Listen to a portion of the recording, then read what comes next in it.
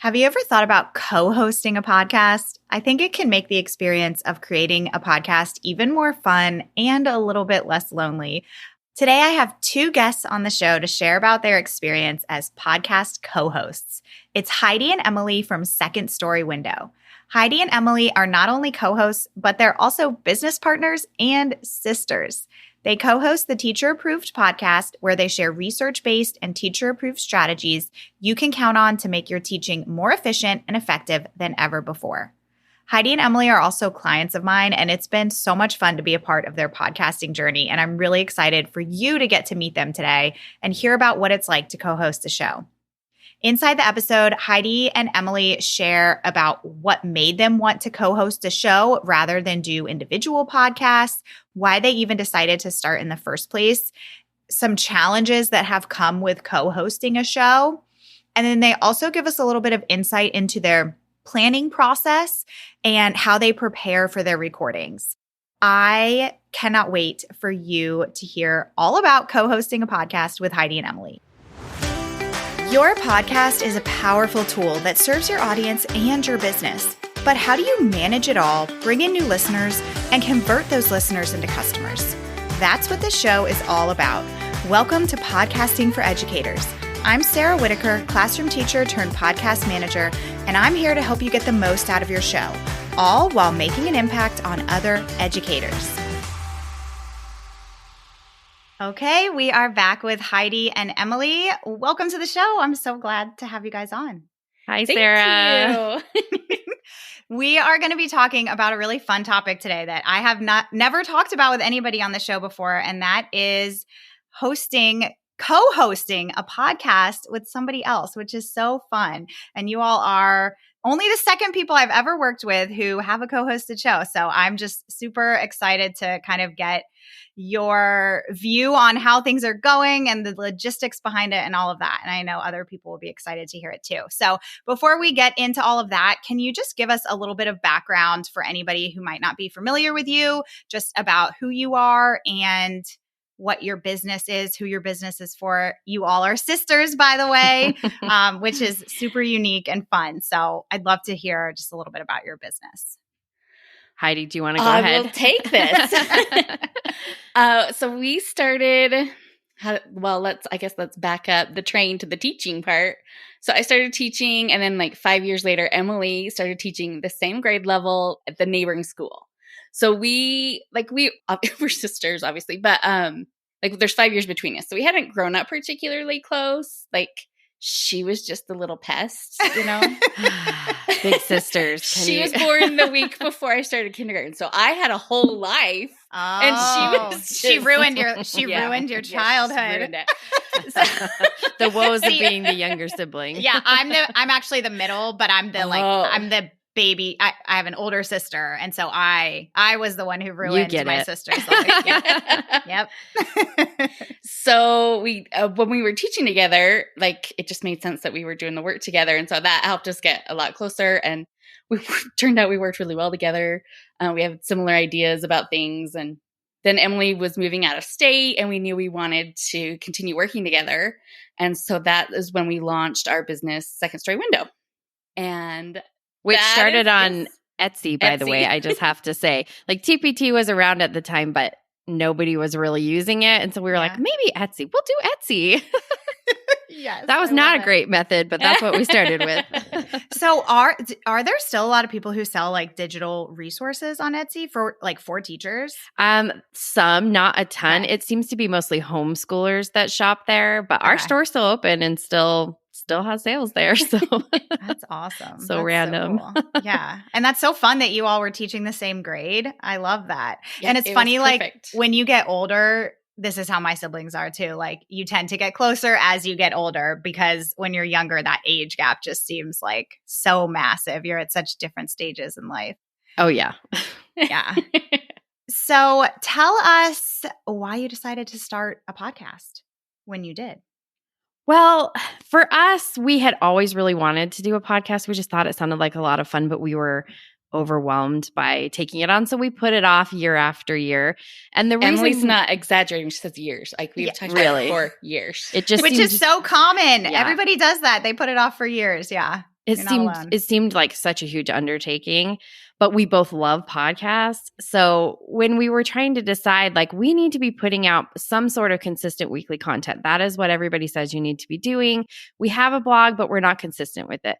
We don't like doing videos. We're not going to be doing a YouTube show or Facebook Lives, but podcasting, we love listening to podcasts. So it makes the most sense to do weekly content in a format that you already love and use yourself. So it felt like the most natural fit for us, and the most like where we could be ourselves was to do a podcast. So once we found out about you and that you could really help with getting over the hump of actually getting it launched, we were like, we're doing this. I kind of signed up dragging Heidi behind me, if I'm being honest. At first, she was like, "Are you sure that we have time for this?" I'm like, "We don't.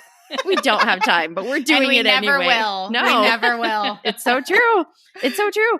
And so we just did it. And we knew that if we got started with your help, and then we had you as our podcast manager, so there was some accountability helping us get it done every week, because we just needed a little external accountability so that we didn't slip into the idea of, well, we could just skip this week. Yes. that has made slope. that has made it so that we actually started it and we've kept it up and we're completely committed to it now. And we love it. Like, it's not easy. There's some work to it, but we enjoy it so much. And the product afterwards, we're really proud of. And we love how it helps us connect with other teachers. Yeah. I like listening to our podcast, so I think that's a good sign. Like, if I can listen to it. That is a great sign. It's a great sign. Yes. We're going to get into like how you all structure your show, because I just love that you kind of have a structure that you follow, but it stays like interesting and engaging. And I just absolutely love it. So did you have any other fears about starting besides like, are we actually going to have enough time for this? I think coming up with content, and Emily will I was texting her last night. We don't have enough to tell Sarah. What are we going to tell Sarah? And she's like, you say this every week. And then like my one idea turns into 3 podcast episodes. So that's exactly what happens. She always thinks we don't have enough to talk about. Yes, we do. Yes, we do. Yeah. And once you start talking, a million more ideas pop into your head. So it's every week. Yeah. Yeah. Yeah. I'd say those are like the most common things that hold people back, is like time and running out of content, and you're fine on both ends. So right. I think I also was worried about like, what if no one cares? What if no one wants to listen? I'm always very scared of failure. So I think the idea of like, we're going to launch this feels very vulnerable. But I think it has been a good experience for us to be like, hey, even if it's a small number that's listening to you at first, podcasting feels very personal. So the fact that anyone wants to sit and listen to your podcast feels like a huge win. And then even if your numbers are growing slowly, even if they're growing, that's exciting. It's so exciting. And I totally agree. I mean, sometimes I forget, like, when you get in this routine of recording episodes, putting episodes out, but then sitting back and being like, oh my gosh, like somebody can pick up their phone and listen to me anytime they want while they're on a walk or doing whatever. And that it is a very personal thing. And it's a very intentional thing. Like, it's so much more, it builds so much more of a relationship than like liking a picture on Instagram. Like, somebody is purposely coming to listen to you, which is pretty awesome. They're actually making the choice to come consume your content instead of just coming across it. Yeah, the algorithm isn't like shoving it in their faces. Yes. Yes. Now, obviously, you guys are doing a co-hosted show because you run your business together. Did you ever consider like not doing it together? And like, I know you were a little hesitant, Heidi. So like, was there ever a time, Emily, where you were like, I'm just going to do this thing on my own? No. And other people did say that to us. Why doesn't just one of you do it? And then it's not taking both of your work time when you're both in a time crunch. And we never consider that, because the thing about Second Story Window is it's the two of us. And the only reason it works is because it's the two of us together. And we never, ever considered doing it without the other one. Yeah. We really have complementary strengths. So I feel like together it's a better whole than it would have been if either of us were doing it separately. Yes. Yeah, absolutely. That's awesome. Now, okay, let's talk about like the good, the bad, and the ugly when it comes to co-hosting a show together. I know the first thing people are probably going to wonder is like, how does the tech work? What do you guys do? Like, what does recording look like for you? Well, Sarah can tell you that we've had a lot of errors recently.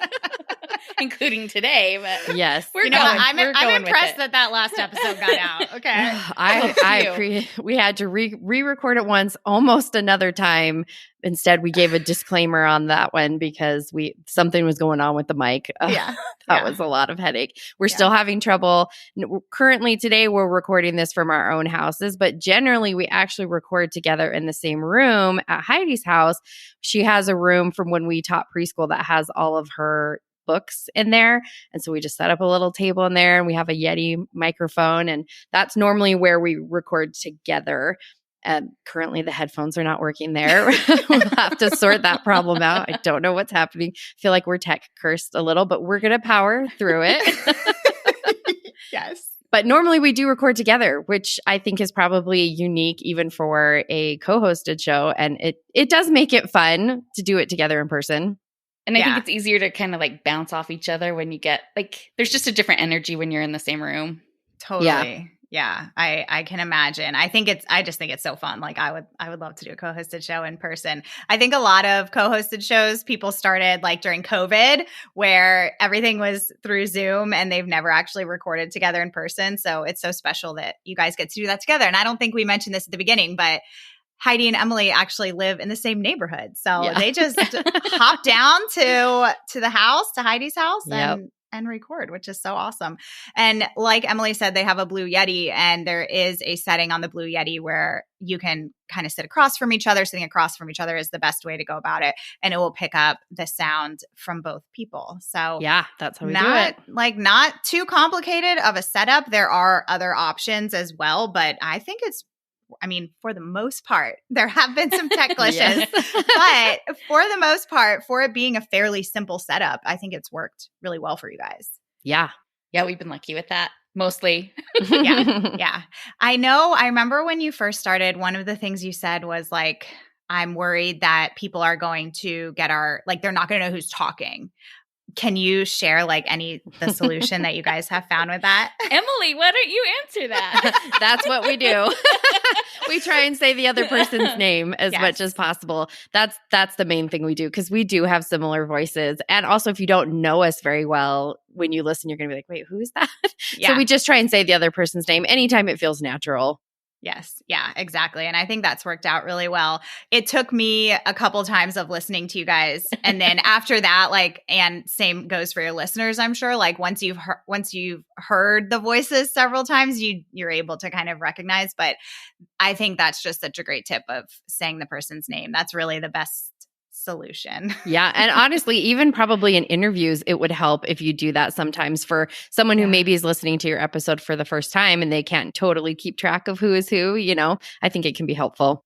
Yeah, no, that's a great tip, especially if it's just kind of like a conversational type of episode versus question and answer. Yes. Yeah, absolutely. Okay, can you give us a little bit of a glimpse into your planning process? How do you each have do you sit down and plan together? Do you each have your own tasks that you do? How does that work? I think we're still just getting in our groove with planning because it was just a lot to have to figure out up front. I think we have a better vision now of how to make it work, how to look at the calendar and kind of look at things. Okay, what's upcoming for teachers? And then what do we have to offer that could help support them through that? Mm-hmm. That's kind of all we've done so far. Yeah, no, that's perfect. Emily, do you have anything?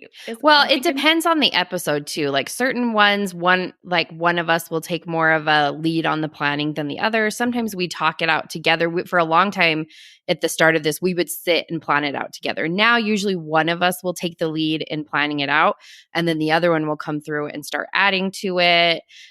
We are mostly scripted, I'll be honest, because we've found we are not good. We try and insert what feels natural at the time, but we feel like we need the script to feel totally comfortable. Yeah.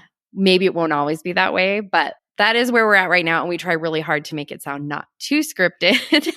Yeah, I think it sounds great. And I think what you said, you do kind of insert your own conversational type of things as you go. And it sounds I just think it flows really nicely. It's a very nice conversational feel. So do you have a Google Doc, shared Google Doc that you guys use? Yes, that's what we do. And I think our shows may be unique from some in that we like to do segments. And so because of that, we'll each kind of have different segments that we take more of a lead on. So for the morning messages, we like to start with a message at the beginning, and we say it's just like a morning meeting in our classroom, because we want to invite our listeners into, we wish we could hear their responses immediately, but we do share responses from some of our listeners who are in our Facebook group. Oh yeah, tell everybody how you do that. Like, how far ahead of time do you usually ask questions to It people? depends. Sometimes it's like 2 The hours. hour before. Yeah. And we're like, I hope someone responds. You guys get good responses. Other times we're trying to bank them currently we kind of have a little bit of a bank of questions we've recently asked in our Facebook group. So we've got questions to go. So then when we're working on our outline, I go in and put in the question and the responses from the group. And then we've started doing a resource of the week, and I mostly have been scripting that out. We also do a tip every week, and that will vary. It depends on the tip we come up with. If it's something one of us has more experience with, then that person will write it. And then at the end, we give extra credit. So we like to share something that we're like super into this week, something more personal that feels like they're getting to know us better. And then we each obviously do our own for that. Yeah. I just love your structure. I think it's just very unique from some of the other shows out there, and it really just really keeps you engaged throughout the whole episode because you're always kind of switching it up. Oh, but at the same time, you know what to expect. Yeah, I love it. I'm obsessed with it. So. Well, we really did that to help with the planning because it just felt too overwhelming to okay, now script 25 minutes or 20 minutes, but right. But if we could do segments, that just helped a lot with the planning burden. And maybe if we were doing more interviews, that wouldn't be as necessary. But we haven't done many interviews yet. So yes, but it'd be fun to ask guests what are you giving extra credit to, or do you have a teacher tip that you can share? It's a fun way to bring your guests into that too. But also your morning message. I think something that most podcasters struggle with is audience engagement and kind of bringing it all together and feeling like your audience is actually a part of your show. And so I think that's just a really cool way to involve your audience and your listeners every single week.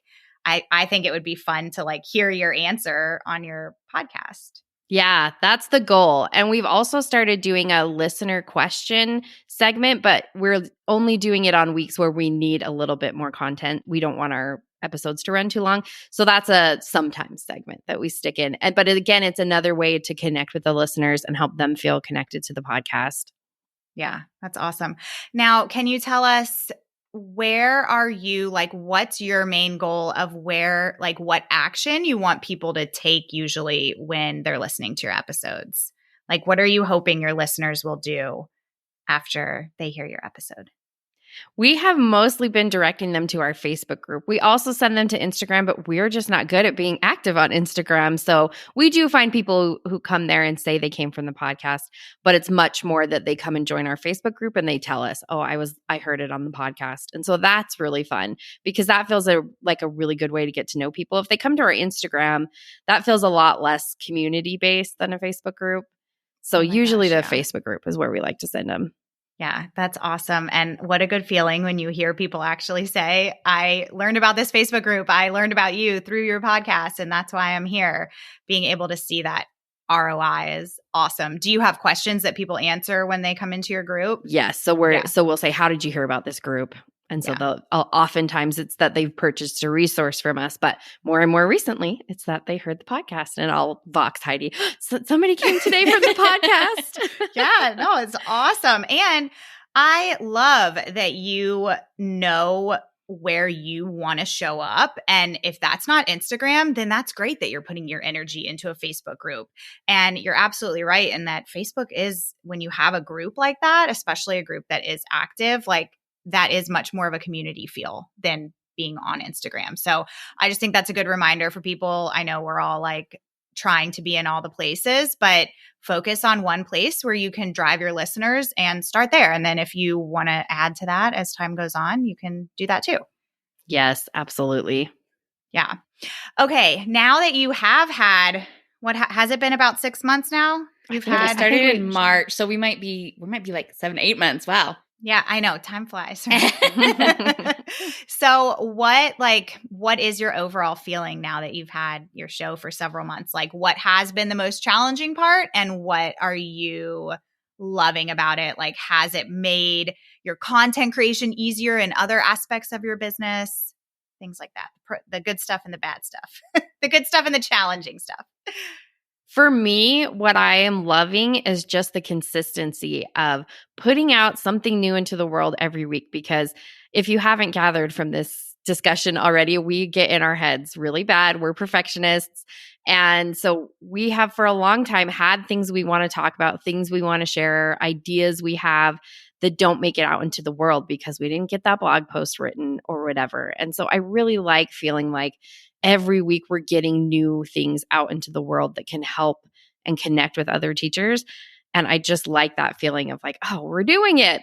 We're making this consistency. We're helping other teachers and we're getting these ideas out of our head finally. So that's what I really like about it. What about you, Heidi? I love the feeling that we are contributing to teachers' lives, like in positive ways. Maybe we're helping support them through challenging things. As Emily mentioned, like we're very much in our heads. And that was a factor when we were teaching, like overthought everything to like the nth degree. But that I think has served us really well in the podcast because we could sit down and be like, okay, here's how to plan a class party. And here are all the million things you need to take into consideration that if you haven't had enough experience teaching, you maybe not know that this is an issue. So we're able to like take our experiences and maybe put them out there to help the teaching world that is so heavy right now. Like we know that the burden is so heavy. And so maybe in some way we can help lift that a little bit. Yeah. So oh my gosh. That. Yeah. So well said. And you're so right. I mean, the impact, it's like this ripple effect, like you're putting out this great content that's like a very engaging PD session that people actually want to hear, teachers actually want to hear. And so you're helping them, but then in turn, you're also helping their students. And so you're making a really big impact and you're able to reach this wide range of people from all over the world, which is super cool to think about. And it does feel good to be able to like be consistent and show up for your people week after week after week. And it's a little bit, I mean, I'm the same way. I'd much rather record a podcast episode than sit down and write like a blog post from absolute scratch. That feels intimidating to me. Yes. So I love it. You guys are doing such a good job. And this is just like a testament to how much work really goes on behind the scenes, because if somebody were to just listen to one of your episodes, they would hear this really great, well put together episode, but there's so much work that goes into it and so much overthinking, which I know everybody who's listening can relate to, because we were just talking about that before we got on. I get in my head all the time still, especially with solo episodes. So, I mean, it's a big deal to do what you guys are doing. So I think you're rocking it. Well, we would not be here without you. Let's just make that very clear. Thank heavens for Sarah. You would. And your team, like they're all amazing. Yeah, they love working on your show too. Like the Holly, who's like our main editor, she is always like, I just love their structure of their show. And they just like, I know we're always so hard on ourselves, but like even from the very beginning, I remember she sent me a Voxer and she was like, oh my gosh, like this is their first or second episode. Like they're doing such a good job. And so, I mean, you really are. That was so sweet. Awesome. Yeah. And your team gets to hear the behind the scenes when we're like, hey, you said that way too fast. Do it again. Yes. I love, that's like one of the most fun parts about being able to work on shows is like hearing those little bloopers and hearing like lots of heavy sighs is what I hear from people. Oh yeah. When you try to say something and it's just not coming out the way you want to say it. And so you're repeating it for the fifth time and it's like, you know, it's fun to like be able to be a part of that behind the scenes. Yes. Yes. Okay. Well, before we go into the fun 2 questions that I ask my guests at the end, can you, because we haven't actually like talked about the name of your show and like where people can find it, what day you release episodes, all of that. So can you just tell us a little bit about your podcast? So our business is called Second Story Window, but we felt that was maybe a little bit of a mouthful for a podcast name. And it didn't really tell you anything about what the podcast is. So we went with teacher approved. And so our focus is trying to give teacher-approved tips to elevate what matters and simplifies the rest. Like that's our goal.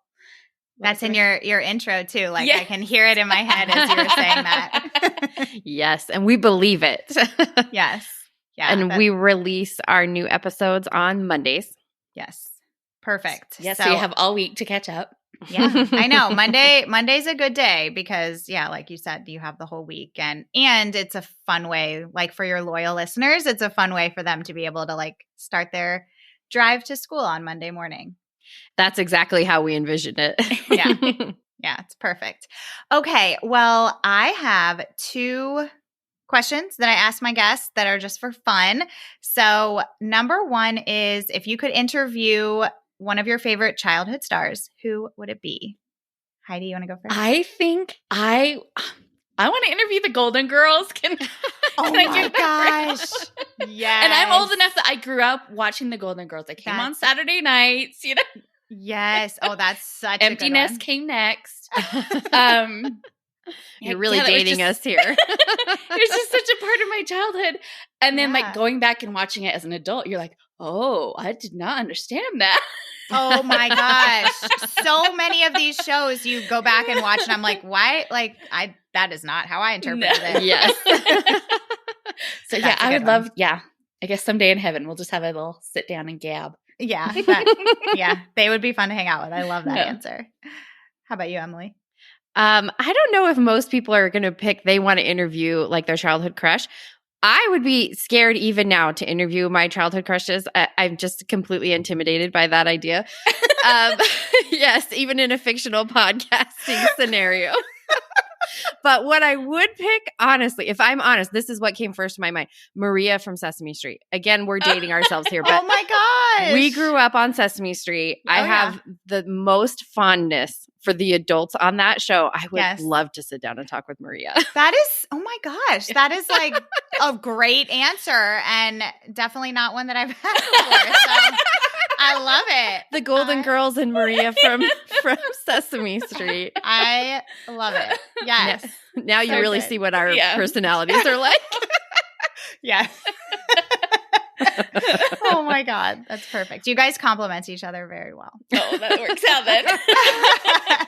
All right. And then number 2, do you have, what are some of your favorite podcasts right now it could be for business or for fun? We love podcasts. I think my go-to favorite podcasts right now are Happier with Gretchen Rubin. That was the first podcast I ever started listening to, and it's still one of my favorite. And The Lazy Genius with Kendra Adachi. Love both of those so much. Good. Yeah. And then like my quirky niche favorite is The Thing About Austin, which is like a Jane Austen deep dive every week. And it's just like it's my catnip. I love it so much. Fun. That's awesome. Yes. I learned about Happier from you guys, actually. You talked about it I think we talked about it when you were setting up your show, but I feel like you've also mentioned it maybe in your podcast before. So I'm sure we have. Yes. Yeah. we just drop Gretchen Rubin quotes in our everyday lives because we've listened for so long. So it's true. Yes. It's a good one. Everyone should go do their 4 tendencies quiz from Gretchen Rubin and then come talk to us because we love to talk people's tendencies. All right. It'll be in the show notes. Yes. Well, Heidi stole The Lazy Genius. That's probably one of my favorite go-tos. And Emily is the person that introduced me, so I probably shouldn't have stolen her. Oh, that's okay.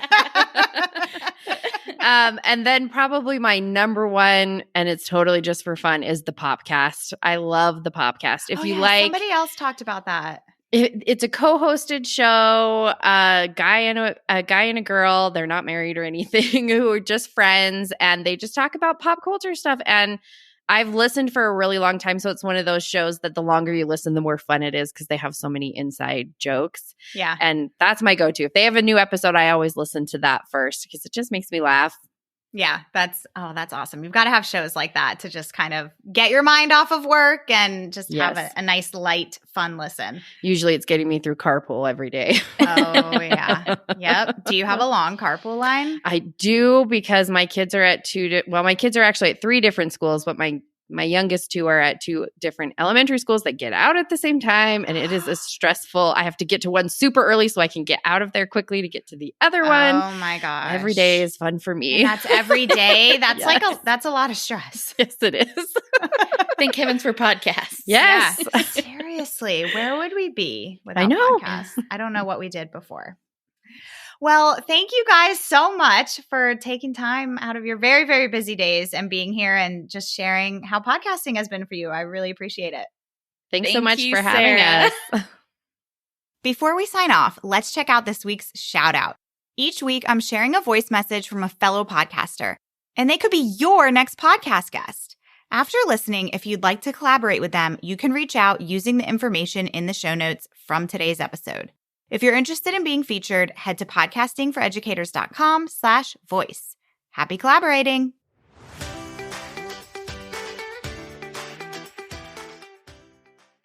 Hey everyone, my name is Michelle Vasquez and my podcast is called Stepping into Special Education, where I help special ed teachers with strategies and support. If you're looking for a podcast guest, I'd love to come on to talk about all things IEPs or collaborating and co-teaching with your special ed teacher. You can reach me on IG at Stepping Into Special Ed. Go ahead and grab my info in Sarah's show notes. Take care. Have a good week. Thanks so much for listening to today's episode. To keep this conversation going, connect with me on Instagram at Podcasting for Educators. I'm always looking for an excuse to talk about podcasting. If you're looking for support in launching, managing, or growing your podcast, check out my online course, the Podcasting for Educators Prep School, at podcastingforeducators.com/prep school. I'll see you here next time.